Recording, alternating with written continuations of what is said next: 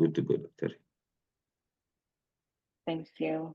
Evening, everyone. Apologies for that. Technology has done the thing today. My name is Dr. Jean Kula. I will be your moderator for today. We're really excited today to have Brenso with us. And given that we are 31 minutes in, I will not take too long. I will just do a brief introduction. Welcome to today's session. We will be covering data protection and compliance under this webinar series. And today we're looking at data breaches, investigations, and management in healthcare. And so I will just introduce our speaker, Brenso Karibusana.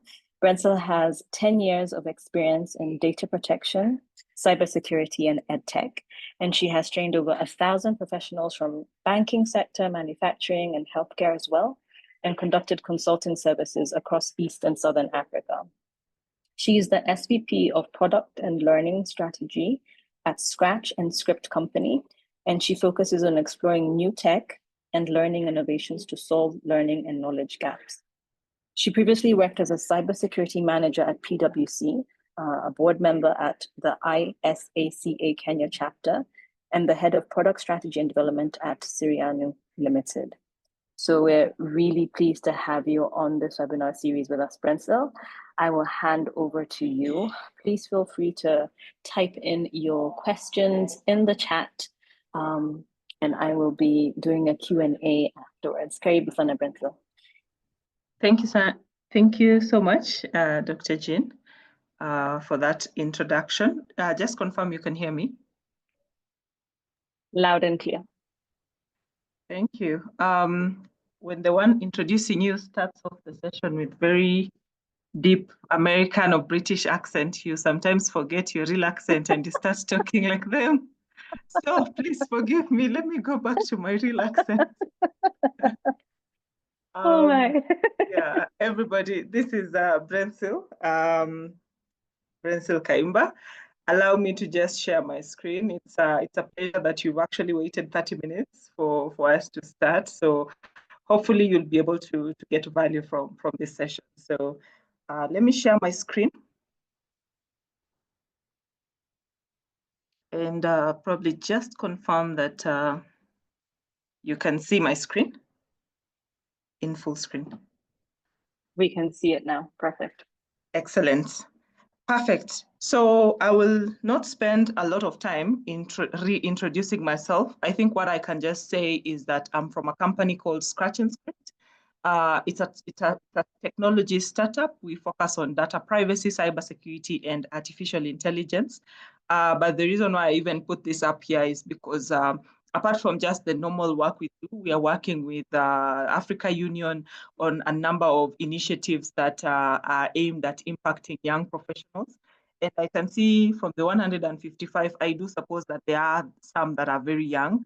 So we are very passionate about working with young people to impact them on matters cybersecurity, data protection, AI, and digital forensics. Great. So let's just jump right into it. Our session today is looking at data breaches, investigation, and management. And I thought before we even go further, it's important for us to contextualize, because sometimes you might find that you as a doctor or you as just a normal human being, a Kenyan, someone looks at your WhatsApp phone, or your child or your wife or your spouse or your girlfriend looks at your phone and maybe texts somebody, and then you say that is a data breach or data violation. So there are limitations to what constitutes a data breach. So it's important for us to actually have a basic understanding of that. So when you look at the Kenya Data Protection Act, we define a data breach as any unauthorized access, disclosure, loss, destruction, or alteration of personal data. Meaning, if you have your data and someone accesses it and it's not authorized, that is a data breach. If someone discloses your information, for example, I get a hold of your phone and I send this information to someone else, this will also be a data breach. Whether it's intentional or accidental is besides the point. Meaning as organizations or even as doctors, sometimes you might do all it takes to prevent unauthorized access. by having maybe nurses working on one specific item and maybe someone dealing with pharmacy only accessing specific data about an individual. However, there could be accidental disclosure, regardless of whether it was accidental or intentional. The law still regards this as a data breach. And maybe to also just understand it a bit further, you can categorize it as data breaches that lead to a breach in confidentiality. So people who look at data that they are not supposed to look at, or this is information is shared with people who are not supposed to have a look at that information. And then integrity, basically when you alter or tamper with data. And this could be whatever type of data. And in this case, we're talking about personal data. Or it could be that information that was supposed to have been provided is deleted. So for example, I go back to a hospital where I was diagnosed 3 months ago, and I'm not able to find those records. That constitutes a data breach. If this information is inaccessible in one way or another, so let's say, for example, it was erased, or you were using your personal Gmail, and at the time, now you've left the organization, and we cannot trace our communication back and forth. Again, that becomes an availability breach, which is also a data breach. So when we talk about data breaches, it's a lot of things, and it's important for us to just contextualize what that means. It's also important to note that not every time, for example, I've just talked about if a record is deleted, let's say you were using your personal Gmail, and as a company or as a clinic, you don't have a corporate email. So if an employee leaves, they leave with all the data. So not everything needs to be presented to the commissioner. So you don't need to be reporting every breach. There are specific breaches that the commissioner is interested in being notified. So these are what we call notifiable data breaches. And when we talk about notifiable data breaches, there are things that would result in real harm. So here is an example, of course, health data. If, for example, you lose or there's a breach health data, either they're not available or it has been disclosed to people who are not supposed to be disclosed to, this has to be notified. Financial data, even as hospitals, we do deal with financial data, either through when people make payments, some people accept checks, especially for private consulting, biometric data, even for your own employees. You find in more advanced facilities, you're using biometric data for restricted access in different rooms. So even for that, you have to notify. What does not entail notifiable? So for example, if this data was already leaked online, not leaked online, if it was already available online, then it does not necessarily result, it's not a notifiable breach. For example, you find there are records for doctors and your registration numbers that people can find online to just validate that you're practicing legally. So that is not a notifiable breach per se, because this is data that's already out there. However, in the recent example for BRS, where companies go to register their business name and details, so you'd be able to find details of who owns these companies. In this particular case, if you go and access this data and use this data to now breach or reach out to people, that is now something that will be a notifiable breach. So you cannot use data that has been hacked now do other activities. So it's important for us, even as we start appreciating not everything needs to be reported, and under what circumstances do we need to report whenever we have a breach. So whenever there's a breach, of course, we are required to do a couple of things. And I know from the other webinars that KMA has been having, you have probably looked at these obligations, but just to, again, re-emphasize, whenever there's a breach and it's notifiable, you have to notify the commissioner within 72 hours. You could be a hospital and you're also working with, let's say, an insurance provider. So depending on the type of relationship you have, you could be a data controller and they are a processor. or you could be working with other smaller institutions where you are the one who is managing them. So they are doing everything according to what you have dictated. In that particular case, they need to report to you within 48 hours, such that you are then able to report to the commissioner within 72 hours. In certain instances, for example, if you're a doctor and your patient's data has been leaked, and this is health records, or for example, it's PIN data, if you have a website and people can be able to log in. So in this particular case, you also have to inform the affected individuals. There are scenarios where you don't have to tell the individuals whether you have been compromised or hacked. But if it affects things to do, if it touches on PIN numbers, medical records, you have to inform the individuals. If you have implemented controls such as encryption, then you don't necessarily have to inform the individuals. Great. So that's a very quick introduction before we even jump into the breaches themselves. I also figured, and maybe you have covered this in the previous webinars, but it's also important when we talk about data breach, it's important for us to track where is this data coming from and what is the flow of data. So I took the liberty of just walking through the process of how, when I go into a clinic or a hospital, what are the different touch points. I know you are the doctors here, so this process might not be 100% accurate, but I do go in and I check in. So I give my ID or I give my details, and then I go to another room where I'm assessed by a nurse. So they pick my records, they take details about me, my medical history, what am I allergic to, and then I'm sent to either diagnosis or to speak with a doctor who would recommend specific tests to be done. And then the data is sent to a laboratory somewhere, and in the laboratory, again, blood is taken or whatever data from my either blood test is done. And then there's the treatment, again, the prescription. This is where the pharmacy system comes in. And then people are updated if I need to be given this prescription through a courier, or if I'm there, then I'm given directly. There is billing, and also there's discharge.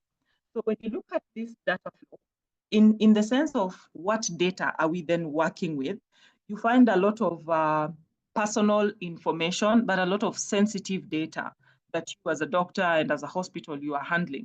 So just in the check-in process, you have my name, my age, my gender, my contact information, all this being personal and sensitive information.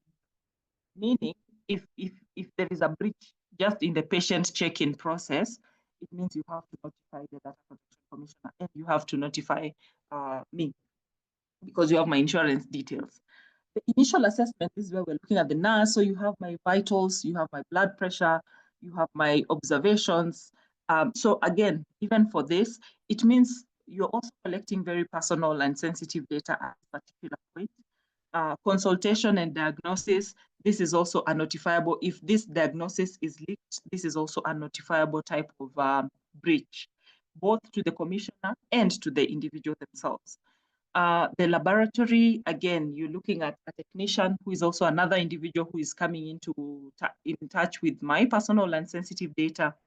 And the data that he's having is also very sensitive data, genetic data, treatment, billing, again, this is financial data, all the way to discharge.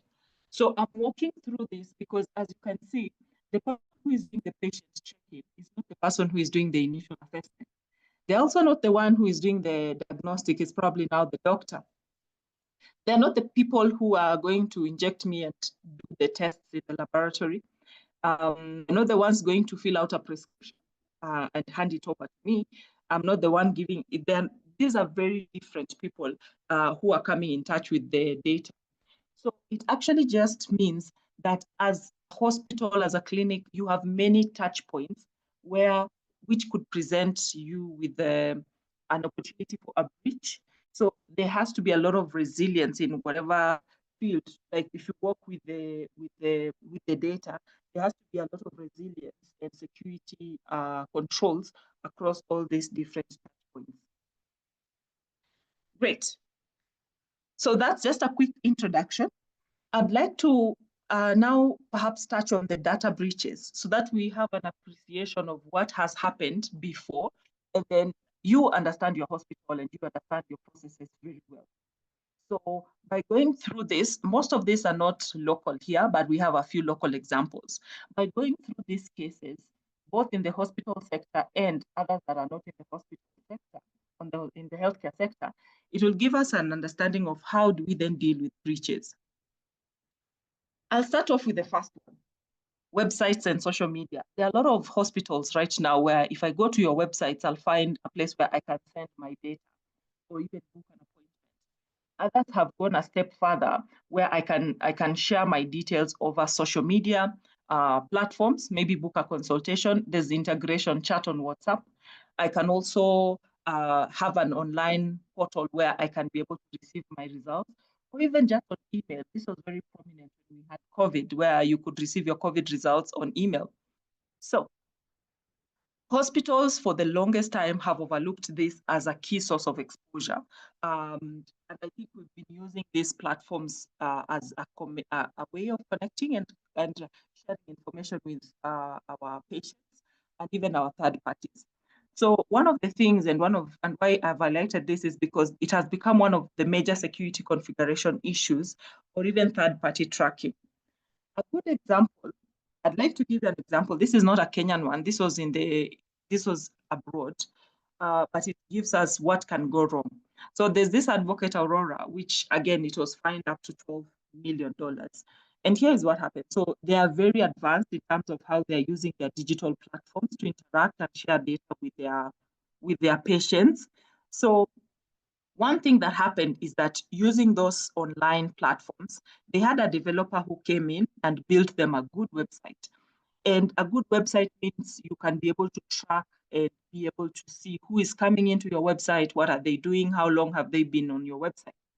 So unfortunately for this hospital is that the way the website was designed, if I came in and put in my data, or if let's say I was booking an appointment and I'm giving my symptoms, that website was able to capture my sensitive data as it was being transmitted.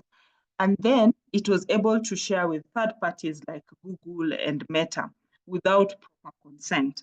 Remember, as a tech person right now, we are relying a lot on Google and Meta to be able to push advertisements properly to people and target them.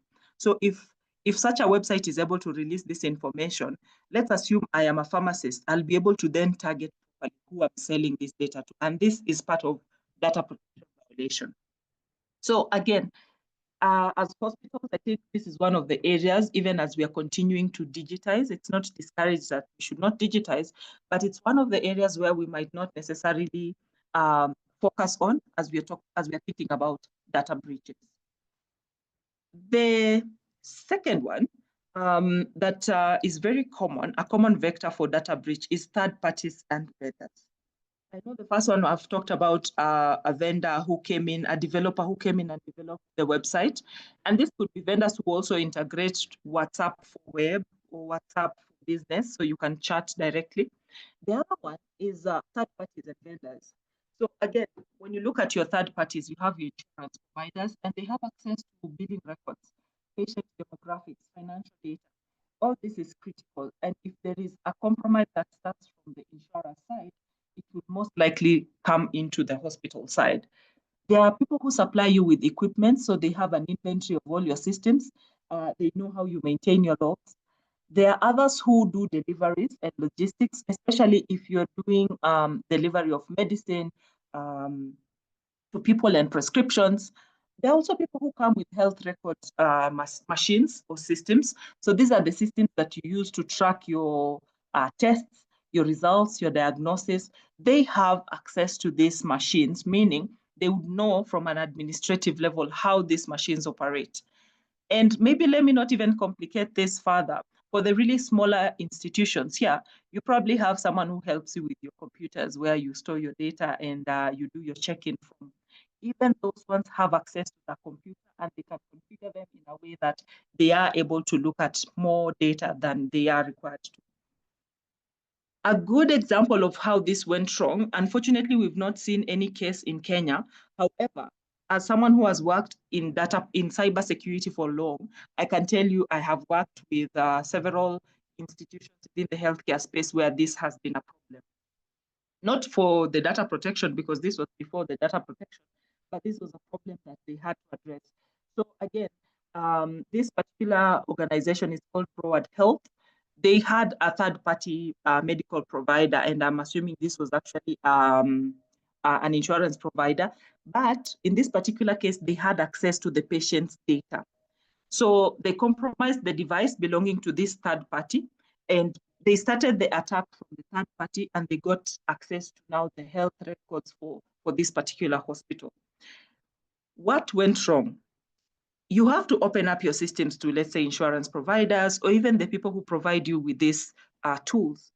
But what is going wrong is the fact that we are not implementing several controls, especially like multi-factor authentication, privileged access, tracking of machines and laptops, ensuring that people don't have administrative access to machines that they do not need to have. The last example from an international perspective is this one, and I think it's called Advocate Healthcare. And this one would it cuts deep because a lot of our laptops get stolen. As hospitals, we use laptops. As doctors, we carry laptops around. And I was told a lot of the doctors have desktops, so maybe this might not be a problem. But I know the newer doctors, you have very sleek laptops. So as you're carrying around the laptop, you probably have information, and especially if you have not segregated access and you don't have good controls, meaning your laptop or your computer, that's where all the data sits, or a copy of the data. So in this particular case, had Advocate Health, someone stole the computers. It's because they had not encrypted the machines. It means they were able to log in, see all the records, and all they needed to do was to put it online for these people to be fined. 4.3 million patients were affected. So, and this is something as simple as encrypting your laptops or not using work laptops for personal things because you could be accessing other sites on your machine. And this was a good example because the regulator in this particular case used them as an example because they were fined 5.5 million. And just use them as an example. In Kenya, we have seen a lot of cases, not necessarily with the hospitals, but you look at banking sector. The regulator has come in very hard on the banking sector because they want to set the tone when it comes to financial data. Healthcare is another one that's very critical. So for sure, should anything like this happen, and given the requirement to register and the key focus for association like the Kenya Medical Association, it means there's now going to be a lot of focus and a lot of institutions being made an example of, especially for issues that should have been taken care of. Now back to Kenya. So those were global examples. What is happening within the Kenyan space? I've taken a screenshot from my LinkedIn. This is something I put in about 3 weeks ago. And a lot of us are on WhatsApp. We are on all these platforms where we are communicating. And a lot of us don't really think about, the communication we have sometimes extends to even WhatsApp groups. We could even have WhatsApp groups for the hospital. And if we don't have very strict controls around what is required, what is acceptable to be discussed on these groups, you might find that you are exposed. So in this case, we had, this was a school, it was not a hospital, but one of the teachers used the machine for the school to access WhatsApp, and they were communicating with someone else details around WhatsApp for the school. So in this particular case, and the reason why I brought it up is because even you as a doctor or a nurse, you are using company machine and you are communicating with people. So we have WhatsApp for web, but you could be communicating with people on your personal WhatsApp, but on the company machine. It is possible for the company to actually confiscate the machine and look through all the data that you have been communicating or discussing with whoever on that platform. Why is this important? It's because it's to enhance the integrity so that we don't have issues of confidentiality and loss of integrity because of the different channels that we are using to communicate. And for organizations, for example, as a hospital, it then begs the question that you must provide people with company-owned machines so that you have access if you need to do an investigation, if there is a leak of sensitive data that has gone out. There's a recent example for Malibu. Again, when you're delivering medication to a patient, in this particular case, the delivery note unfortunately had more data around the diagnosis of this patient. And this was, again, a violation of the Data Protection Act, specifically Section 55. So the fine that they were given was 700,000. I do believe this is something that you might have seen on the news. But the most critical one is Pharmacy and Poisons Board proposing to suspend the license of the person who was the pharmacist. So again, we are seeing more and more instances where now the regulator is becoming more not just focused on money, like fines, but also who is the person in charge of this, and where did the failure occur. In the more developed countries, you find that even the commissioner can pinpoint that it is the chief medical officer that is liable. And we've not gotten there yet, but we are growing so fast as Kenya. And you can actually be able to pinpoint the person. And if this person is found guilty, they can be fined up to 3 million or 10 years in prison. Aga Khan was another example where inappropriate contact with the patient. So you've gone and you've been diagnosed with malaria, and then a nurse calls you 3 days later telling you, are you the one who was diagnosed by malaria? And discussing other issues that you had initially not intended. You had gone there for a physical checkup. Again, this, in as much as subsequently Aga Khan was found that they have demonstrated compliance, I think at the heart of this and the message that you should pick as a doctor is, if I'm coming to your hospital to be treated for malaria, and then I get frequent phone calls for COVID or Mpox or whatever the case might be, you might need to reconsider if that is appropriate, just because, again, as a patient, I have specific rights, and I know the team has probably explained what those are. I have specific rights, and you can't just keep calling and following up on issues that we've probably concluded. So with those many examples, the goal was to just showcase from a global perspective and also from a Kenyan perspective. Kenya is maturing very fast, and we've had very many successful cases, over 115 cases, by the way. And most of them have been fined. A few have been found to be very compliant. And when you look at this whole process, the key question might be, so what is the investigation process? What should you prepare for? And I'll walk you through, and then I'll give you an example of a real case that happened. So the investigation process would probably start off this way. Someone will complain to the Data Protection Commissioner that I went to hospital ABC or clinic ABC, or I went to see this physician or this doctor, and this happened. I saw that my medical records were published online. Someone kept calling me even after we are done with our engagement, or they used my picture on their website to advertise for their services, regardless of what. Or I called the office to request, I called the hospital to request for my diagnosis, and it's 14 days and they have not yet responded. That is a violation.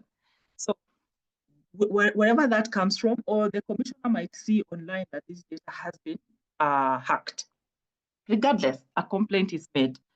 When a complaint is made, the commissioner, I'm calling them ODPC, Office of the Data Protection Commissioner, they will issue you a letter.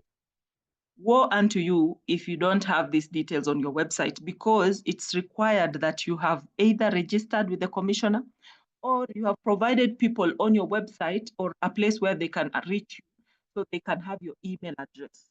So they will try and reach out to you. They will send you a notice. This notice will highlight, this is the complaint, or this is the issue we have noted, and we want you to be able to defend yourself and show us how have you addressed it.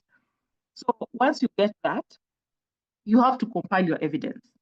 And compiling your evidence is meaning, it would mean, for example, if it's me who has gone to report, it's to show that number one, you are aware of my complaint, you've taken measures, these are the things that you've done, you're number one compliant, you've registered, etc.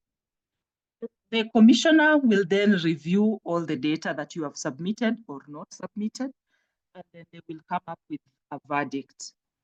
And after they have come up with a verdict, they will reach out to you and they will reach out to the complainant to give them the final verdict. They will also post it on their website just for reference sake. I'd like to use a real example for a real case that was done. So One Acre Fund, and then there's Faulu Microfinance. I'm using these two, not because I like banking, because these are cases that we can learn from even as doctors, because the process is the same. The process that I've highlighted here was done for Easy Coach. Remember, Easy Coach is in the transportation sector. This was done for, was it Stanbic or Standard Bank, Safaricom, One Acre Fund? It was done for Vera, the beauty shop. It was done for Makini School. So it's the same process regardless of whether you are a hospital or not, whether you are a one doctor or your Nairobi hospital. So when you look at One Acre Fund, for example, their particular case was that they kept calling someone to pay up a debt that this person says they have never taken this debt, this loan from One Acre Fund. And One Acre Fund then confirmed that, okay, yeah, the number that they were using, they mistyped. So instead of 123, they did 132. So they acknowledged that this was a mistake and they are doing everything possible to ensure that it doesn't happen. The people responsible for data records and phone tracking, they have been trained and they're going to be trained and they're going to put in automated processes for tracking phone numbers. Microfinance, Faulu, on the other hand, they also had a case. Someone reported them that they had been invited to do an interview at Faulu and they were just about to be awarded when Faulu did a background check on them and realized that these people, there was some information about them that they didn't like. So let's assume they went to DCI and found out there was a court case. So basically when they were doing background checks, they realized that the information they found, they don't want such a person to work for them. So Faulu refused to give this information to the applicant, and the applicant went to the data commissioner and reported Faulu, saying that, again, they should have access to their data because it's their data. When you look at the response from these two, they follow the entire process. And when you look at the determination from the Data Protection Commissioner, the first one for One Acre Fund, they did not deny that they kept calling this person. They confirmed that, yes, they called this person, and they also confirmed that number two, it was a mistake. And number three, they have done several things to train the people responsible for making these phone calls to validate the numbers before they continue with the calls. They have also updated their automated systems to ensure that this does not happen again. At the end of the day, One Acre Fund was found to be very compliant, the issue to have been closed. So they were not fined. They were not given any notice because they demonstrated that as an organization, they number one, acknowledge the mistake, and number two, they are putting in controls to ensure that it does not reoccur. On the other hand, when you look at the response from Faulu and what the commissioner then did, is that they responded that this information is in the public domain, so no need to send this information to the applicant. In this particular case, the commissioner actually instructed them to go back and send this data to the applicant, and also to demonstrate that they will continuously respect the rights of similar applicants in future. What does this tell us about us as healthcare practitioners? Complying with the law doesn't mean you have to be 100% in everything. You just must demonstrate that, number one, you understand the compliance requirements and you're doing the right processes to ensure that you are in compliance. So with that said— Sorry, Brenfell, to Yes. interrupt. A couple of participants are saying they're struggling a little bit. There's some fluctuation in the volume. I'm not sure if it's headphones. Some parts we can hear you and then it's dropping a little bit. Oh, sorry. Sorry Now I can about. hear you. Now it's clear. Now it's clear. Okay.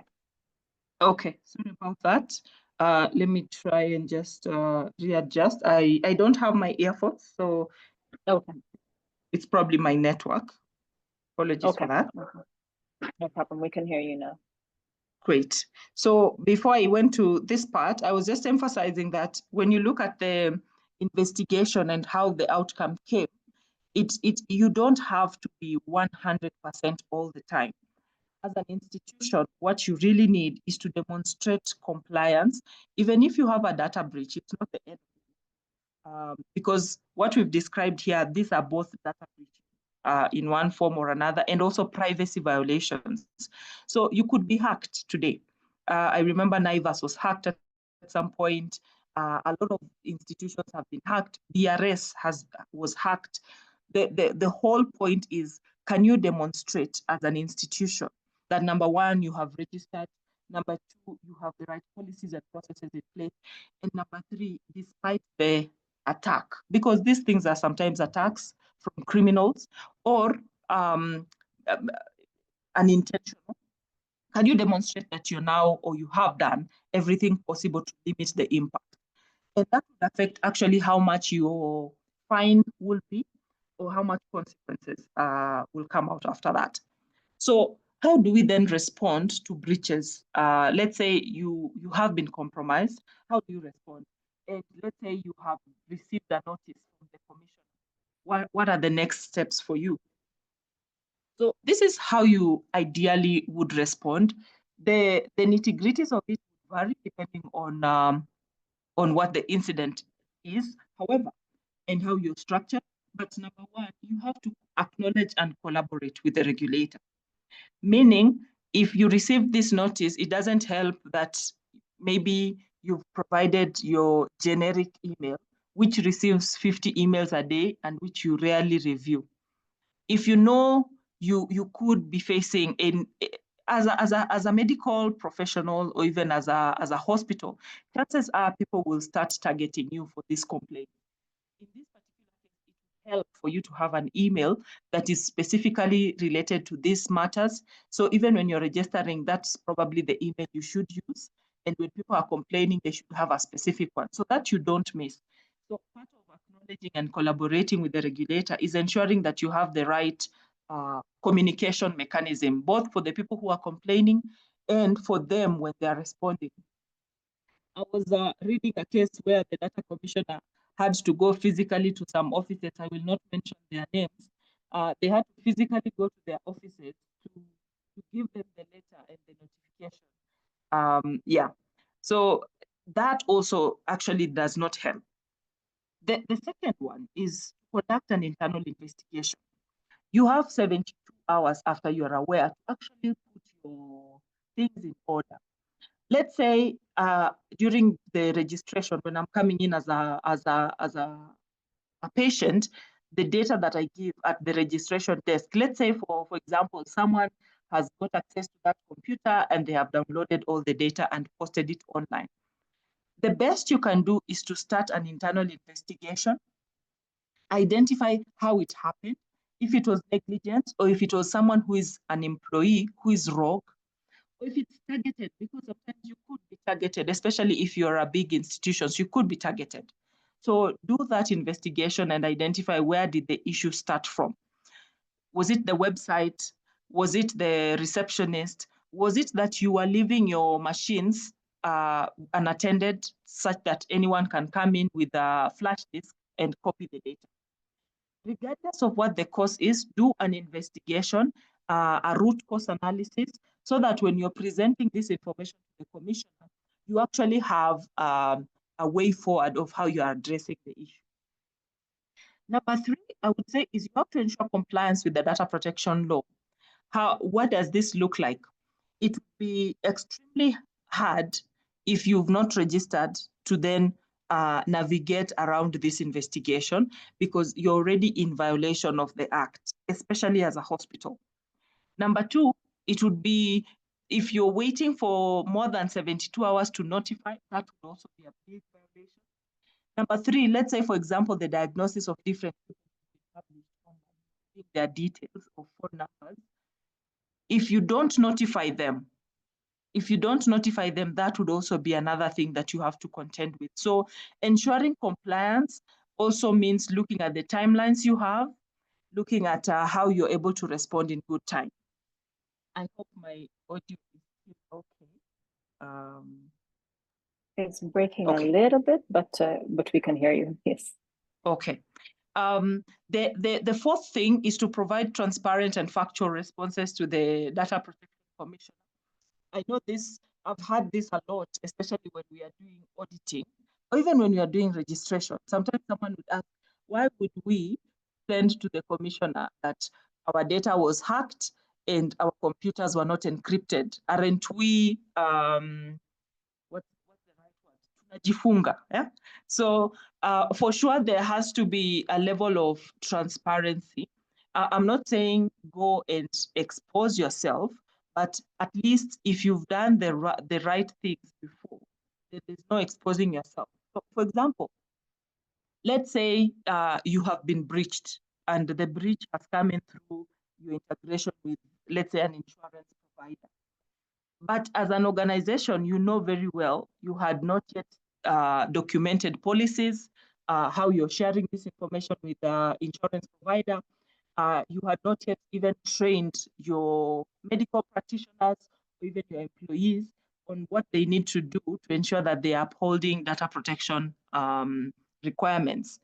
If this is the case, there's no point in hiding, because as they come to do the investigation, they will find this out. In fact, when they are asking you to present evidence, you have to demonstrate that you have trained your people.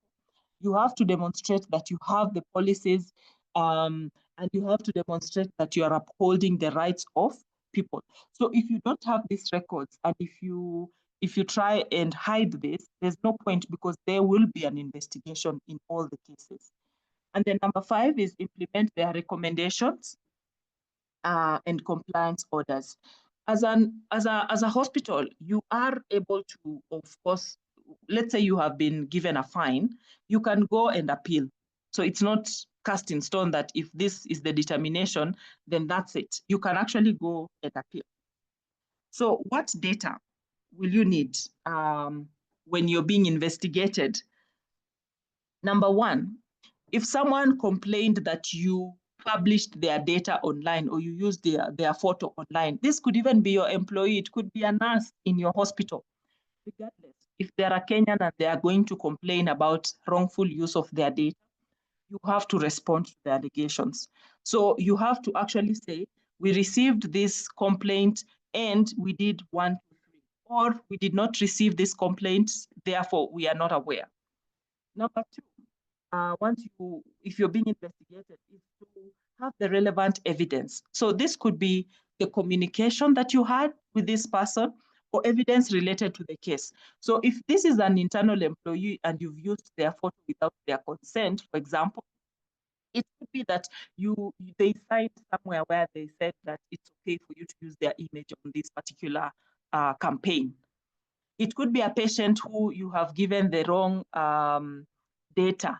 You've mixed up some diagnosis. So again, you have to provide the documentation where you're evidencing that you realize the mistake and you may be corrected. You also must demonstrate that there are mitigation measures that you've put. So steps to either correct the inaccuracy, or if you use someone's photo illegally, how you've brought it down already. Depending on what the complaint is, you must demonstrate that you, number 1, acknowledged it and you put in mitigation measures. Number 4 is you must demonstrate that you have policies.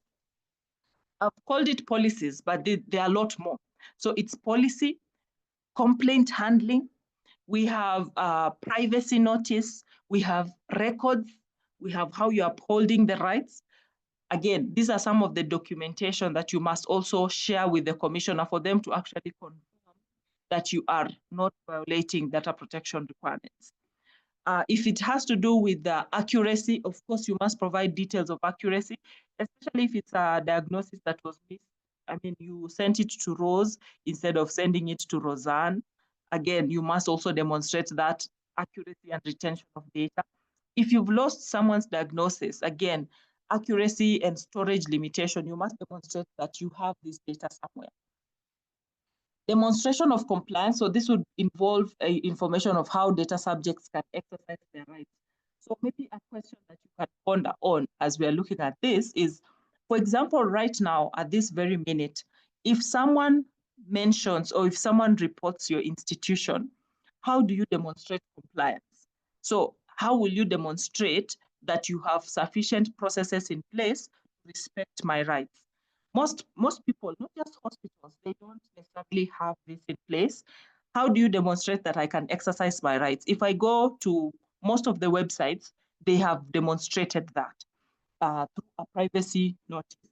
Sometimes when you go to some hospitals, they even give you a notice when you go to the reception where you can actually read that. Or when they're collecting the information just in the form, it will tell you why they're collecting this information and what rights you have as a patient. When you talk about policies, I think the main question for you would be, even if you've not registered, I know you have policies for other things, you need to extend those to include data protection so that should anything happen, you actually have policies, even though you're not registered, you have some form of measures that demonstrate your compliance. That is the main thing that you need to demonstrate. I wanted to touch on, as I conclude, from a technical perspective, what do you need to do from an investigation perspective, apart from the processes that we've listed here? As a doctor, as a hospital, as a clinic, it is important for you to present the evidence depending on what exactly has happened. A lot of hospitals are hit by ransomware attacks. In the UK, I think before COVID, there was one ransomware attack that hit the National Health NHS, and it affected the entire NHS, which is like their entire healthcare system. And you find that people are not able to get their diagnosis, people are not able to get their tests back. And this was a big issue. When you look at hospitals and doctors, if I am in a hospital and I'm not able to get my diagnosis, remember, availability is a breach. It means that you, as a hospital, you must notify the commissioner because of this. So number one, I would say you must ensure that you are maintaining the integrity of the systems that have been affected by talking to, let's say, forensic experts, especially if it has to involve a ransomware. For those who don't understand, a ransomware, a virus, or your machines have been crippled by hackers. Number two, even as you're doing that, there are some incidences that might not necessarily involve cyber attacks. This might be failure in processes, meaning, for example, you are supposed to be responding to your patients within a specific period of time, and you've not done that. Most of these issues most of the violations you'd find are around that. It's not even that you have been hacked, it's that you did not respond to a patient, you did not get the right consent, you stored their data more than it was needed, the accuracy of the data was not well. So those are some of the things that you should anticipate as a hospital or as a doctor to really see cases around. And in all these cases, the process still remains the same. Acknowledge, collaborate, conduct your own investigation, ensure compliance, and provide transparent and factual responses. So I think that's just about what I had prepared for you.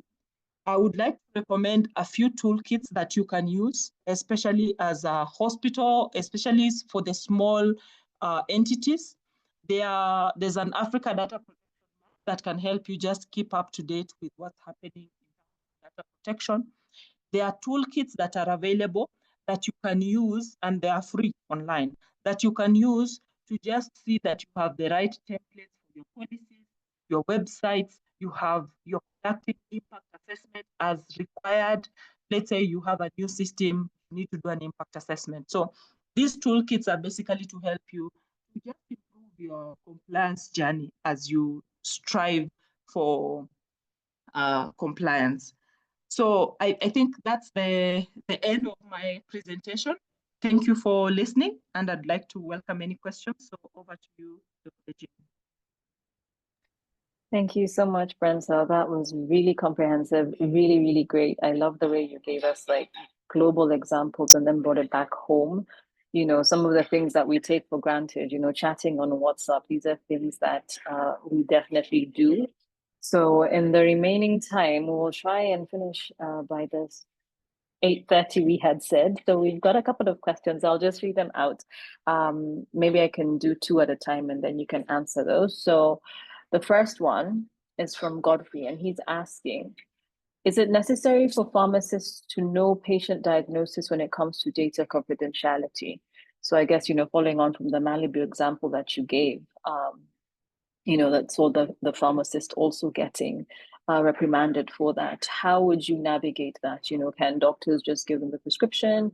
How do you navigate that? Yeah, excellent question. Most of the time, there is very proper segregation of duties within healthcare. And this is because of even other regulations like HIPAA. And you also have other regulations that regulate how you conduct and even protect healthcare data. So in this particular case, it's more because of an error where, for example, you're doing a diagnosis. I don't know if the pharmacist was or the doctor was busy or the case, whatever the case might be, the pharmacist ended up with the information. So in this particular case, yes, it is upon the because you see it's the pharmacist who is giving the delivery the delivery person the information. So how they got access to this data is not yet revealed. However, the fact that it came from them, it showcases the liability now falls within the pharmacist who did that, and that's why they are the ones who are followed up by the pharmacist board. Ideally, if you're operating in a hospital, the person who would be taken, it's not even the individual who would be prosecuted, it would be the organization itself. But in an instance where you're operating as an individual, you would have to hold the individual accountable for these, I would call them mistakes. Perfect. Thank you so much for that. And then we have another question from David, and he's asking about the encryption of desktops. So, you know, I guess speaking to the example of the facility where the data was stolen and the devices hadn't been encrypted, how do we encrypt desktops? Excellent question. One of the ways, and I would like to recommend, even if you're using your own personal machine, let's get into the habit of having the legitimate software. For example, the Microsoft Office, the legitimate software. And you find in this, by default, you find there are softwares that can be able to encrypt. For example, BitLocker. You don't need to buy it. It can do the job on your machine. But there are also more sophisticated softwares that you can install on your machines, both laptops and desktops, that can also encrypt, such that even if I come and steal your machine, the minute I turn it on, it will encrypt. I will not see any data. The other thing would be, if that's not possible, some people have, especially for machines that are in the office, they have locked them such that the only people who can access is if you're physically in the office. So at least that limits the issue of them being stolen. Them being stolen, so they will be physically in the office unless you're vandalized. So software such as BitLocker, maybe you can just take note of that, BitLocker. Those are things you can have on your machine and they'll be able to encrypt. There are more sophisticated ones, but I would recommend that as a start for just machine. Perfect, thank you. And then we have one from an anonymous attendee here saying, how do you register with, I think they mean ODPC, without facing huge legal lawyers' fees, especially for smaller clinics or single consultants practices with all policies and due diligence in place? What's the name of that one? The proposal? The person who asked, you mean? Yes. It's an anonymous attendee. I'm Okay. not able to see who has asked. Yes. Mr. Anonymous, I wanted to put you last. I'm assuming it's Mr. Please pay professionals. It's like saying, can I go to WebMD and just diagnose? Let me just encourage everybody. Look for professionals. Remember, this is a legal document. You can register. I'm not saying you cannot register online. You can register online. It's not too complicated. The challenge would be the requirements. Let me walk you through what is required. For example, you need to have your financials ready. You need to have a small assessment of your organization and what data you collect and what risks have been identified there. You need to, yes, so those are some of the things that you need to do. It is possible for you to actually take time and do the process by yourself. Remember, with the deadline that is coming, it actually helps to have help. So, and I've seen a lot of cases where you've gone and then after 14 days, because that's how long it takes, they come back, you've not done this properly, especially that risk assessment. You probably have just put in the words that you, for risk assessment, but you've not done a proper risk assessment. So I would encourage, do consult, and you don't have to pay a lot of money for sure. So have many people and then look at that. But do consult, even if you're just one doctor or three in your entity. It will make your work a lot easier. Absolutely. And just adding on to that, it helps if you do have some technical people there, because some of the application is a little bit technical. You have to prove, what technical measures have you put in place? What organizational measures are they in place? Are you encrypting passwords, that sort of thing? And it does help if you can actually show that you've got these things in place, because if you do not, they will come back and ask for further evidence in your application. And KMA is a member of Kenya Healthcare Federation, and as part of the support that is offered to teams, if there are any of you who require assistance with certification and licensing, please do reach out. We'd be happy to also help you with that. Let me go on to the next one. We've got a couple more. So Geoffrey is asking, he's seen a case where doctors who were not on duty come in and they request for patient files. They write down some few details from the file and walk away. Is it good giving files to doctors who work in the facility when they request for even, information when they're not on duty? And in such cases, what should a medical records officer do? So an off-duty doctor comes, they ask for a patient, maybe, or it could be it's a relative or a case such was referred to them or something. What should the medical record officer do with regards to handing over that file where they're able to then document from the patient file? Yeah, I think it's an excellent question, again, from an operational perspective. So whenever you have records, as the person in charge of records, you have a better idea of who should get access to what. And sometimes, let me just give an example. I can't remember the hospital. Sometimes I might go to a hospital and I'm dealing with Nancy as my nurse or the doctor. However, I've gone to, let's say, AAR. So AAR does not,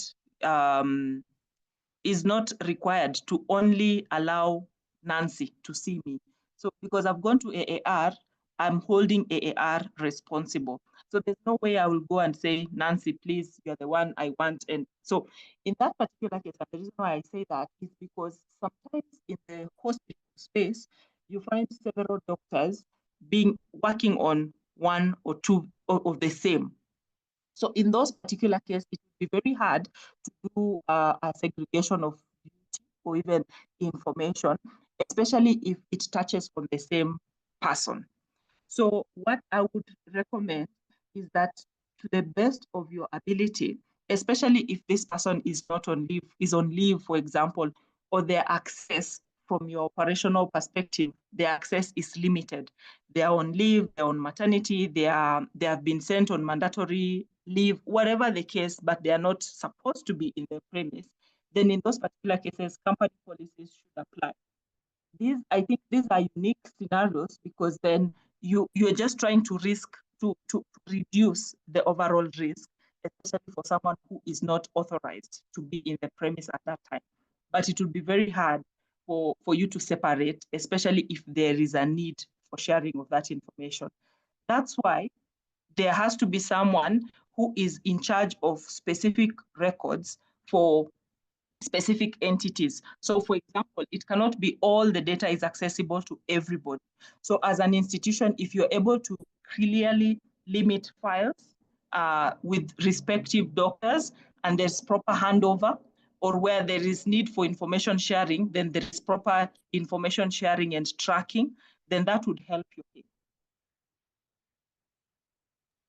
Perfect. Thank you so much. Actually, we do have more than a couple if you're still good to take some more. Is the information shared to insurance companies with regards to patient management, progress, and diagnosis considered breach of patient information? Another excellent question. So no, it's That's a not good considered. question.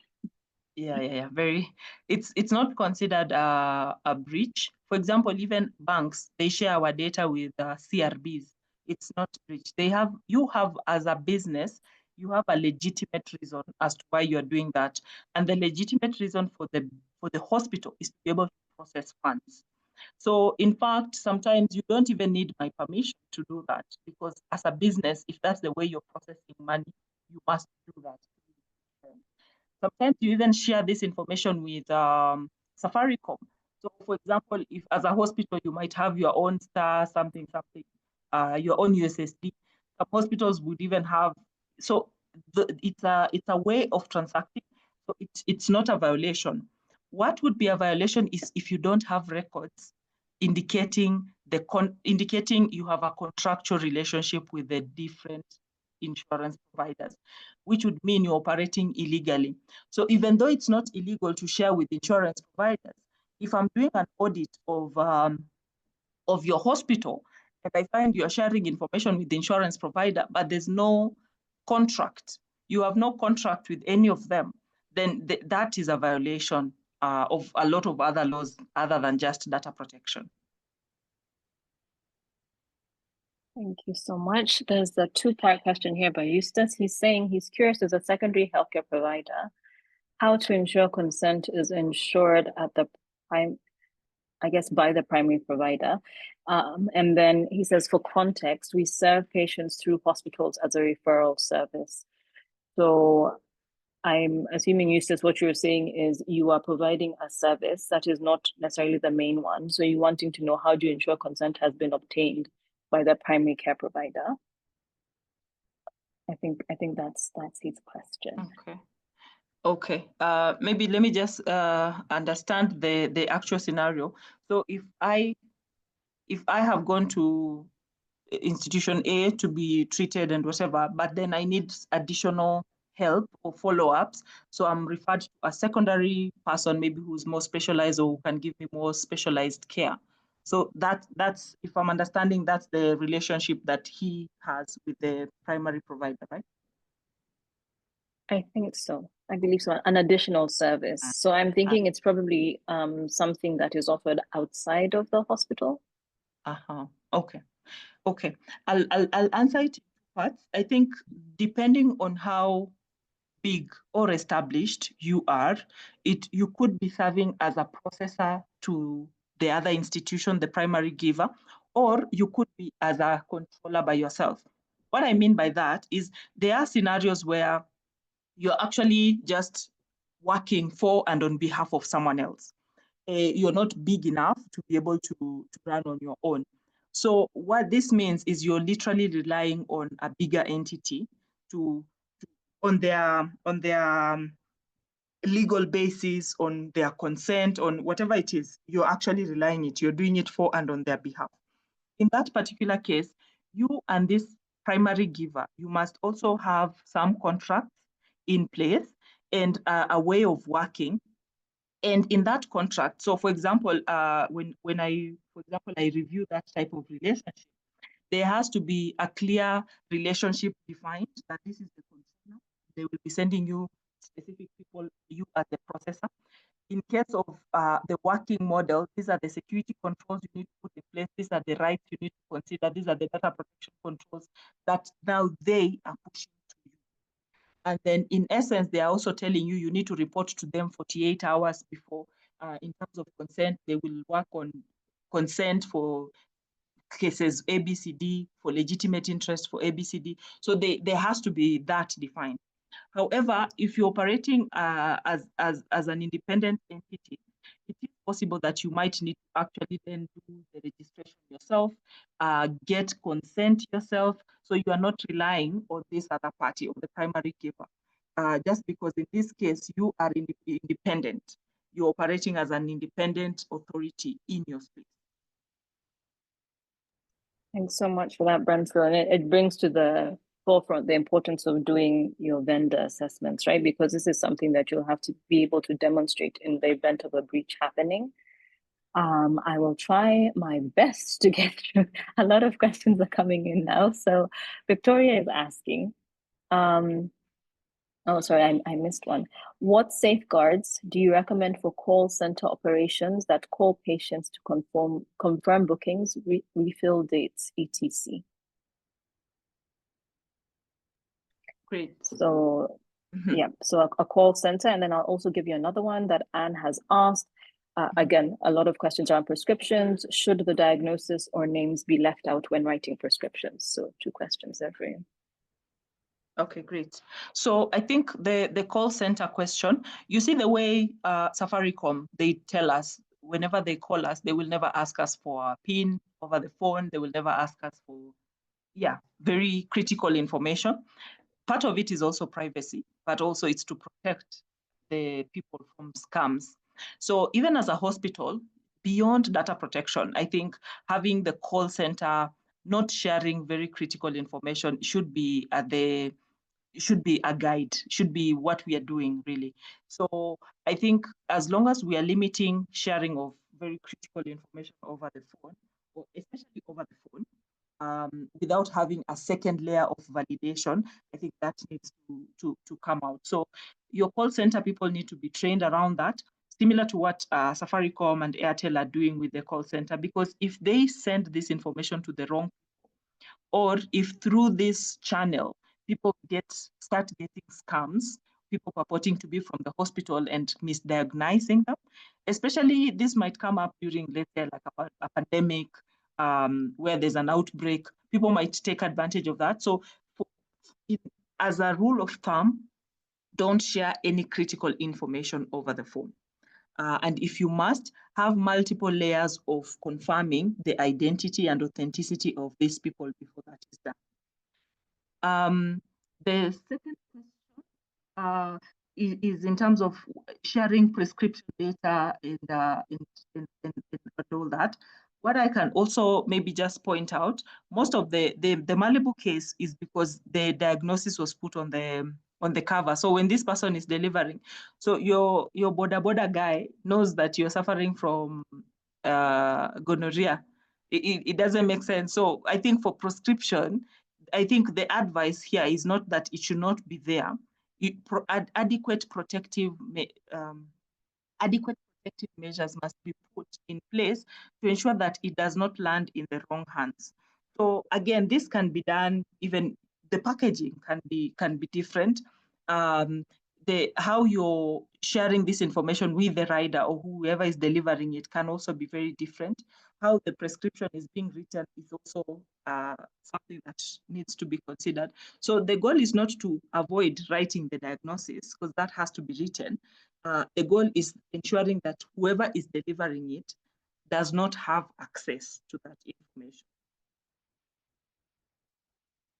Thank you so much. And it goes to the principle of minimal access to info, right? If they don't require that information to do their job, then they don't need to know the diagnosis. The next question is from Victoria, but Victoria, I can see that Kingi has answered you. The simple answer there is, if you require to store data outside of Kenya, you have to show that the country that you are storing that data has the necessary safeguards in place, so GDPR, HIPAA equivalent, but you must have a local redundancy in country. Is it possible to carry out customized facility training for better understanding? If so, kindly share communication channel. Brental, if you can kindly put down some details for those who are wanting to ask. That question is from Mishi. And there's another question here from Geoffrey. So Geoffrey is asking, so where data is breached and you're consulting on a complicated patient condition, is it the primary caregiver's responsibility or the colleague who has maybe shared, so the colleagues that you are conferring with, and then it led to the data breach? So if I'm coming in, I'm conferring with another colleague on a difficult patient condition, am I the one who's liable, or is it the person who I've shared with in the event of a data breach? I lost you for a second. Just repeat the question. So the question from Geoffrey is, what happens when data is breached when consulting a complicated patient's condition with colleagues seeking their opinion on management? So is it the primary caregiver's responsibility or the colleague who has maybe shared the data leading to its exposure? Okay, great. I think to respond to that, I know the operations for doctors is a bit different. So in the first case, if we are all AAR, as an example, employees, depending on how you have segregated this information, doctors will have access to this information. So in this particular case, I think the concern should be, it's more of internal. There's no problem in one doctor seeing another doctor's information as long as its purpose limitation is observed. However, if, for example, this is Dr. A from AAR looking through Dr. B from Nairobi West Hospital data, these are two completely different entities. So from a patient perspective, I came to AAR and I saw Dr. Mwale. So my responsibility and the liability is with AAR. But if I find that my data is now sitting with Nairobi Hospital because of a consultation, there has to be a legal basis as to why that was done. You don't need to have consent, but there has to be a legal basis. So as a doctor and as an institution, depending on how you're structured, if there has to be consultation, and they are not related entities, you're not from the same entity, I think you have to redact all the identifiable information about this person so that you are able to, I guess, get the expertise that you need from this other person. However, if you need to use my data, the entirety of my data, my name, my age, my blood group, etc., with someone else who is different from you, who I came to consult, you either need to, number one, get my consent, or as an institution, you must have an existing relationship with this other institution, meaning there has to be like a contract or a way that you're protecting yourself legally as to why you are sharing this information with the third party. As your patient, I have to be informed. That's why I think when you're being referred, you're told you're being referred to XYZ, and the referral, you as the patient or as the user, you still must be informed. So depending on who is accessing the data, if it's internal, that's an internal problem that you must sort out by segregating roles. If it's a different entity altogether, if it's a different doctor from a different entity, then that has to be coming to me for consent as a user. But also there has to be like a binding document that shows this relationship exists. Yeah.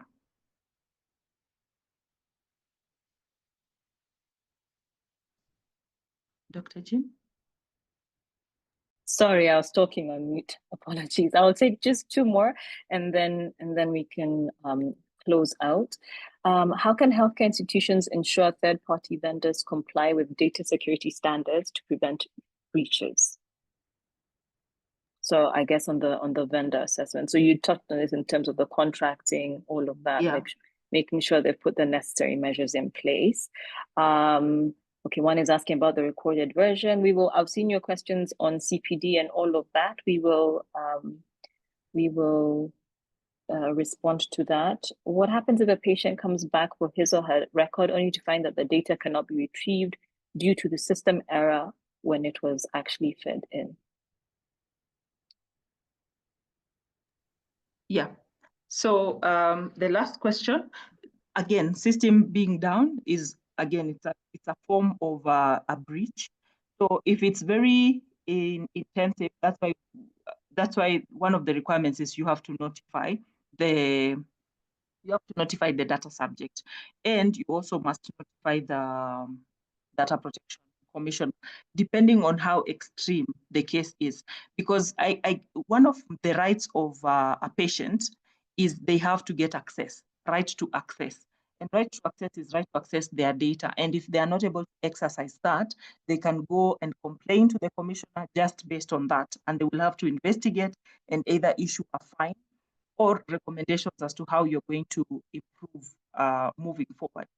So again, whether the system was hacked or it was a temporary issue, or if it's a KPLC issue, regardless of what the issue might be, if people don't have access to their diagnosis or their records, they will send it to the commissioner. And that's why I think as an institution, these are operational problems that, looking at it from access, what can go wrong? Systems might go down, power might go out.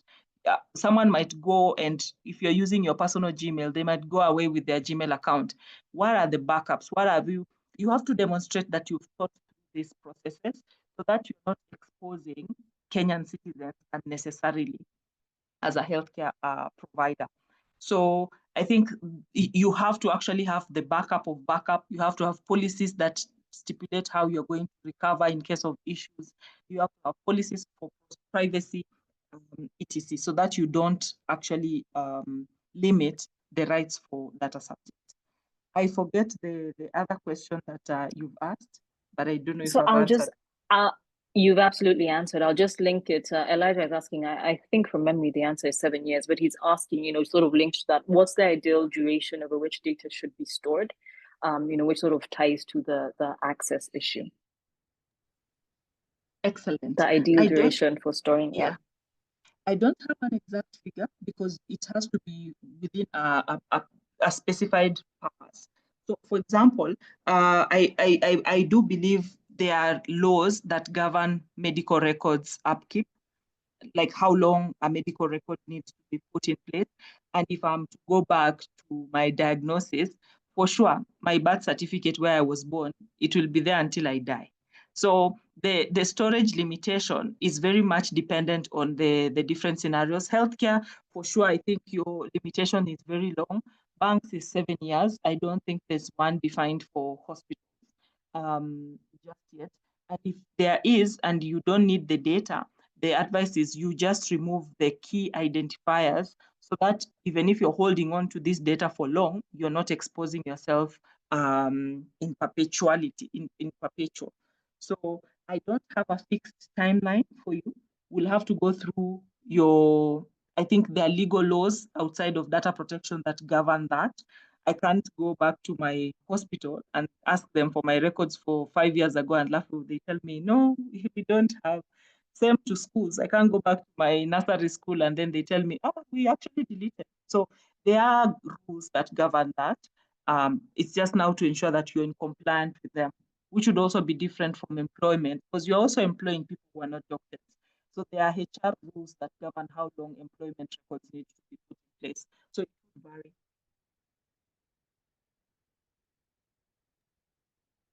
Sorry, Bransel, I've lost you a little bit. Are you there? Yes, the 7 years for the records, absolutely. We will stop there for the questions. Thank you for all your questions. There's a lot on the CPD points. Peter, I'll let you just respond in the chat for those who are asking if they're not registered, how they'll get their CPD points, and in terms of sharing the slides and the recording, how we'll get that to them. So please comment in the chat before we finish. Bransel, I have to thank you so much. I mean, I've attended so many talks, webinars, sessions on data protection and regulation, but you have really broken it down well. This was so thorough, so engaging. So thank you, and thank you for bearing with us despite our technical challenges at the beginning. And thank you to all of those of you who stayed till the end. It was a really great session. Remember that we are doing a full webinar series on data protection and compliance. So thanks again for all your questions. If we didn't manage to answer it on this one, we'll answer it on the next webinar series. But from us, that is it for the night. Thank you again, Betzel. Have a lovely night. Thank you.